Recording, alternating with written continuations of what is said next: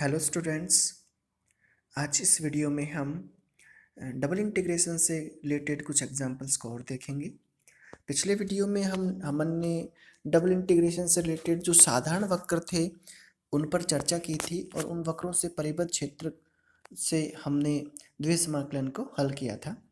आज हम कुछ विशेष प्रकार के जो वक्र हैं उनसे परिबद्ध जो रीजन है उस रीजन में हम द्विघात समाकलन को ज्ञात करेंगे। तो हम एग्जाम्पल को लेते हैं। एग्जाम्पल हमारे पास है कि आपको हमें डबल इंटीग्रेशन ज्ञात करना है। डबल इंटीग्रेशन आर फंक्शन आपके पास है x plus y whole to power 2 dx dy, जहाँ परिबद्ध r जो है, रीजन जो r है वो दीर्घवृत्त से परिबद्ध है। दीर्घवृत्त का जो इक्वेशन आपको दे रखा है वो है x square upon a square plus y square upon b square equals to 1 है। दीर्घवृत्त का जो समीकरण है आपको साधारण समीकरण दे रखा है। दीर्घवृत्त का जनरल इक्वेशन आपको दे रखा है। दीर्घवृत्त के जनरल इक्वेशन में हमें जो दे रखा है उसमें दीर्घवृत्त का जो केंद्र है वो मूल बिंदु है और जो उसकी अक्ष है धनात्मक अक्ष है, जो उसकी दीर्घ अक्ष है, लघु अक्ष है। दीर्घ अक्ष जो दे रखी है, मेजर एक्सिस जो दे रखी है वो एक्सिस के अकॉर्डिंग है और जो माइनर एक्सिस है वो वाई एक्सिस के अकॉर्डिंग हम ले रहे हैं। इसको हल करते हैं। तो सबसे पहले हम क्या करते हैं, क्योंकि हमें तो वक्र दे रखा है और वक्र क्या है, दीर्घवृत्त। तो सबसे पहले हम दीर्घवृत्त को बनाते हैं। ठीक है, दीर्घवृत्त को बनाते हैं। तो दीर्घवृत्त को जब हम बनाते हैं तो जो साधारण हमारा मेथड है जो हमने पिछली क्लासेज में सीखा था उनके आधार पर हम दीर्घवृत्त को बनाते हैं। दीर्घवृत्त में जो मेजर एक्सिस है, दीर्घ अक्ष है, वो हम एक्स एक्सिस के अलोंग ले रहे हैं जिसकी अक्ष एक्स एक्सिस है, और जो लघु अक्ष है वो हम वाई एक्स के अलोंग ले रहे हैं जिसकी अक्ष क्या है, वाई एक्सिस है। तो उसके अकॉर्डिंग हमने दीर्घवृत्त बनाया। अब हम तो हल कर रहे हैं तो वहाँ हम पहले क्या करेंगे, जब सिंप्लीफाई कर रहे हैं तो दीर्घ अक्ष का जो ऊपरी सीमा है, निम्न सीमा, ये हमें ज्ञात करना है। और पट्टियां हैं वो अगर हम उसको ड्रॉ करेंगे तो कई बार दीर्घ अक्ष को छुएगी, सॉरी दीर्घवृत्त को छुएगी, तो किस प्रकार की बनेगी उसके लिए हम क्या करते हैं, सबसे पहले दीर्घवृत्त का जो समीकरण है, दीर्घवृत्त के समीकरण को हम y के लिए हल करते हैं। दीर्घवृत्त के समीकरण को जो हम y के लिए हल करते हैं तो आपको एक समीकरण मिलता है दीर्घवृत्त के समीकरण से, y equals to plus minus b into root of 1 minus x square upon a square, ये आपको y की वैल्यूज मिलती है। तो ये आपको प्लस माइनस में मिल रही है, इसका मतलब y एक्सिस पे जो दीर्घवृत्त है पॉजिटिव और नेगेटिव डायरेक्शन में y एक्सिस को इंटरसेप्ट कर रहा है, तो वो आपको यहाँ से मिल गए। अब हम क्या करते हैं, इसके अलावा हम जो हमारा समीकरण है, अब एक्स एक्सिस के लिए हल करें तो दीर्घवृत्त जब एक्स एक्सिस को कहीं पे छुएगा तो उसका इक्वेशन क्या होगा, वैल्यू क्या होगी, उसको भी हम यहाँ हल करेंगे। तो हम देखते हैं कि y की तो हमें वैल्यू मिल गई, y एक्सिस की पॉजिटिव और नेगेटिव दो वैल्यू आपको मिल गई कि जहाँ दीर्घवृत्त y एक्सिस को इंटरसेप्ट करेगा वो आपको मिल गई है। एक आपको मिली है y equals to plus 1 plus root of 1 minus x upon a whole to power 2 मिला है, दूसरा नेगेटिव में मिला है, सेम वैल्यू आपको मिला है। अब इसके अलावा हम ये देखते हैं कि ये जो दीर्घवृत्त है एक्स एक्सिस को कहाँ टच करेगा, तो जहाँ एक्स एक्सिस को इंटरसेप्ट करेगा, ध्यान दीजिए, एक्स एक्सिस को इंटरसेप्ट करेगा वहाँ क्या होगा, y0 होगा। तो दीर्घवृत्त के समीकरण में हम y0 रख के x की वैल्यू निकालते हैं तो आपको मिलता है प्लस माइनस a मिलता है। मतलब मूल बिंदु से a डिस्टेंस पे पॉजिटिव पे और a ही डिस्टेंस नेगेटिव पे एक्स एक्सिस को इंटरसेप्ट करता है। इससे आपने दीर्घवृत्त का जो डायग्राम बनाया था उस पे आपने लिमिट्स लगा ली कि x की value x equal to positive a से नेगेटिव a तक रहेगी, y की वैल्यू आपकी रहेगी plus minus b into root of 1 minus x square upon a square का जो ये आपको वैल्यूज मिल गई। अब जो आपको फंक्शन दे रखा था, रीजन आपको मिल गया क्योंकि वहां से हम वक्र को बना लेंगे।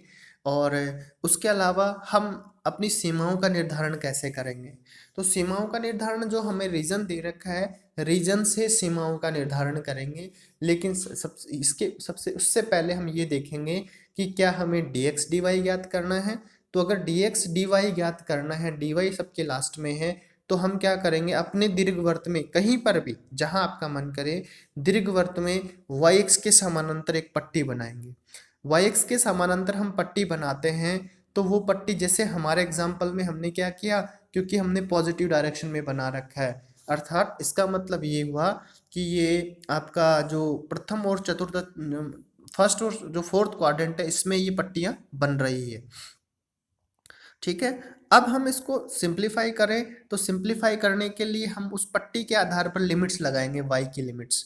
ठीक है, तो हम अपना जो आपको हमें जो क्वेश्चन में दे रखा है वो इंटीग्रेशन लेते हैं, डबल इंटीग्रेशन लेते हैं, उसमें आर की लिमिट्स लगाते हैं। तो आर की जो वाई एक्सिस के लिए जो लिमिट्स होगी वो पट्टी के आधार पे लगाएंगे।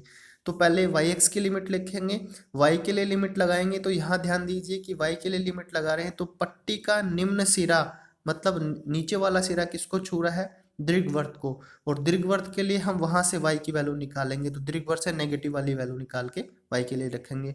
अब देखेंगे पट्टी का ऊपरी सीमा, हर केस में देखो कहीं पे भी आप दीर्घवृत्त में बना लीजिए वाई एक्स के समांतर पट्टियां, वो पट्टियों का ऊपरी सिरा भी दीर्घवृत्त को छुएगा हमेशा और निम्न सिरा भी दीर्घवृत्त को छुएगा। तो इस वजह से हम सभी केसेज में इस प्रकार से लेंगे कि निम्न सिरे के लिए हम क्या करेंगे, लोअर लिमिट लेंगे y की, और y की लोअर लिमिट आपकी कहाँ से मिलेगी, y equals to minus b into root of 1 minus x square upon a square मिलेगी। ठीक है, अब ऊपरी सीमा, तो ऊपरी सीमा के केस में भी यही है कि जो आपने पट्टी बनाई है उसका ऊपरी छोर जो है वो किसको छू रहा है, आप बोल रहे हैं कि ये भी हमें दीर्घवृत्त को ही छुएगा हमेशा। तो दीर्घवृत्त की ऊपरी लिमिट जो आप लगा रहे हैं वो होगी b y equals to b into root of 1 minus x square upon a square, ये वाई की सीमा लगा दी। फंक्शन आपका एज इट इज आप रखिए जो आपको क्वेश्चन में दे रखा था। और उसके अलावा एक्स की सीमा लें तो हम देखेंगे कि जो पट्टियां बनाएंगे वो एक्स एक्सिस में कहाँ से कहाँ तक बनेंगी।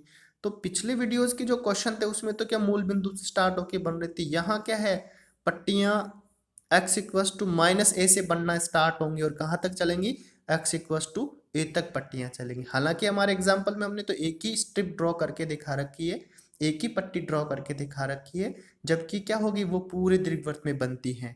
तो हम क्या कर रहे हैं, हम x की लिमिट लिखेंगे तो minus a to plus a लिखेंगे, और अपना फंक्शन क्या है, फंक्शन आपके पास x plus y whole raise to power 2 dx dy, ये है आपका फंक्शन है।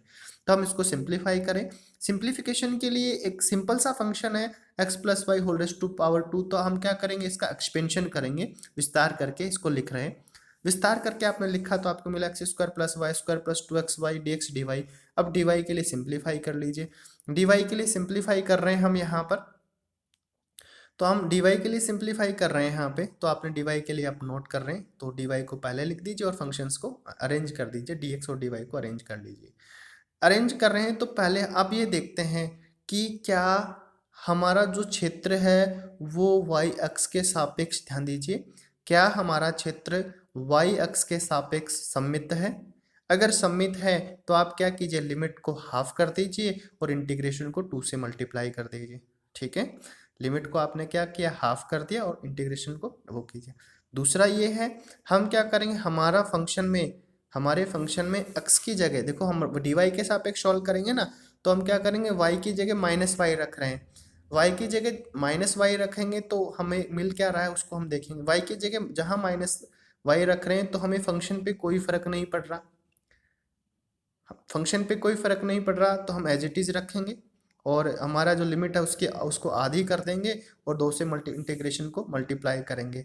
बट देखो कि हमारा जो फंक्शन है उसमें x square plus y square plus 2xy है, तो 2x वाई वाली टर्म में अगर y की जगह माइनस वाई रखेंगे तो ये आपको क्या मिल जाएगा, माइनस माइनस की टर्म आएगी, जो कि क्या है, जो कि इंटीग्रेशन के जो फॉर्मूलेज है मेथड उनके अकॉर्डिंग क्या बनता है, जीरो हो जाता है उसकी वैल्यू, तो वो जीरो हो गई वहां से।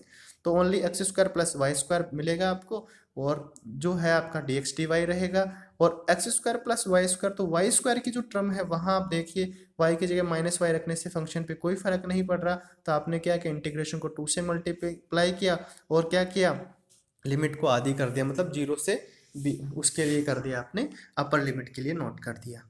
और अब इसको सिंप्लीफाई करते हैं, अब इसको इंटीग्रेशन करेंगे तो इंटीग्रेशन आप सिंपल वे में करेंगे, एक्स की टर्म है कांस्टेंट जैसा बिहेव करेगी, वाई को हम सिंप्लीफाई करेंगे तो आपको मिलेगा x square into y plus y raise to power 3/3 मिलेगा। अब आप इसमें लिमिट पुट कीजिए और सिंप्लीफाई कीजिए, लिमिट पुट करके सिंप्लीफाई करेंगे तो जो आपको हल मिलेगा वो उस हल को आप x के लिए सिंप्लीफाई कर लीजिए, x के लिए सिंप्लीफाई करेंगे तो आपको ये टर्म्स मिलेंगी। अब हम यहाँ जो टर्म्स मिल रही हैं उस टर्म में हम डायरेक्टली अगर सिंप्लीफाई हो पाता है तो डायरेक्टली सॉल्व करेंगे, अगर इनडायरेक्टली सॉल्व नहीं हो पा रहा तो हम क्या करेंगे, उसको उसके लिए सॉल्व कर देंगे।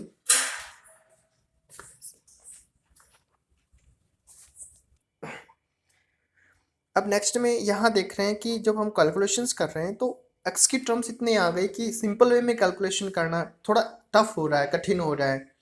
तो इस केस में हम प्रतिस्थापन काम में ले सकते हैं। ये प्रतिस्थापन जो हम 12वीं क्लास में सीख के आए हैं उनका यूज हम कर सकते हैं।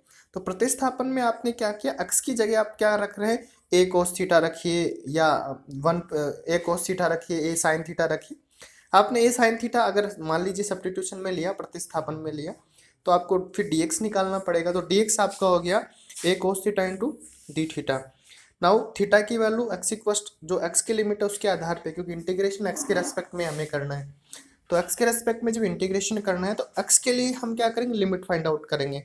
हमारे पास एक्स कहाँ से कहाँ तक है, आपने कहा कि जो एक्स है वो तो हमारे पास कहाँ से कहाँ तक है, एक्स इक्वस टू 0 से एक्स इक्वस टू है। देखो क्योंकि यहाँ ऊपर भी आपके पास ऐसी कंडीशन आई है कि जहाँ आपको लिमिट को आधा करना और 2 से मल्टीप्लाई करना पड़ रहा है, तो उसके आधार पर एक्स इक्वस टू 0 से एक्स इक्वस टू 1 के लिए आप थीटा का मान निकालते हैं और फिर अपने इंटीग्रेशन में रखते हैं, इंटीग्रेशन में रख के सिंप्लीफाई करते हैं। तो आपको जो सॉल्यूशन मिल रहा है वो इस प्रकार मिलेगा कि आपको लिमिट रहेंगी 4ab हो गया, 0 to π/2 हो गया, a square sine square theta cos square theta plus 1/3 b square cos (4) into theta d theta हो गया। अब आप क्या कीजिए, यहाँ पर डी थीटा को अलग अलग अप्लाई कर लीजिए सभी के साथ में, और क्या कीजिए इसके बाद में आप जो गामा फंक्शन हमारे पास है, गामा फंक्शन की डेफिनेशन है, गामा फंक्शन अप्लाई कीजिए। तो आप गामा फंक्शन अप्लाई करेंगे तो आपको जो रिक्वायर्ड आंसर है वो मिल जाएगा। ठीक है, इसी प्रकार हम एग्जाम्पल 5 को भी सॉल्व करेंगे। एग्जाम्पल 5 भी आपको जो दे रखा है उसमें dy और dx है, y के सापेक्ष में इंटीग्रेशन करेंगे। इंटीग्रेशन की लिमिट भी आपको दे रखी है, चाहे तो आप वक्र बना सकते हैं, नहीं भी बना रखे तो आप डायरेक्टली सॉल्व करें। डायरेक्टली सॉल्व करेंगे तो ध्यान दीजिए जो डाउन साइड की टर्म है, डाउन साइड की टर्म में 1 + x² एज ए कॉन्स्टेंट जैसा बिहेव करेगा और y² एज ए वेरिएचर जैसा बिहेव करेगा। तो ये आपका वो फॉर्मूला बन गया, tan वाला फॉर्मूला बन गया। तो जब हम tan के लिए इंटीग्रेशन करते हैं तो वहाँ सिंबल होता है, उसको a² + x² के लिए हम इंटीग्रेट करते हैं तो उसके लिए आपका tan बनता है 1/a into tan inverse y/a वाला फॉर्मूले से इसको सिंप्लीफाई करते हैं, tan की लिमिट रखते हैं और उसके बाद y के लिए सिंप्लीफाई करते हैं। इसी प्रकार नेक्स्ट एग्जाम्पल सॉल्व करेंगे।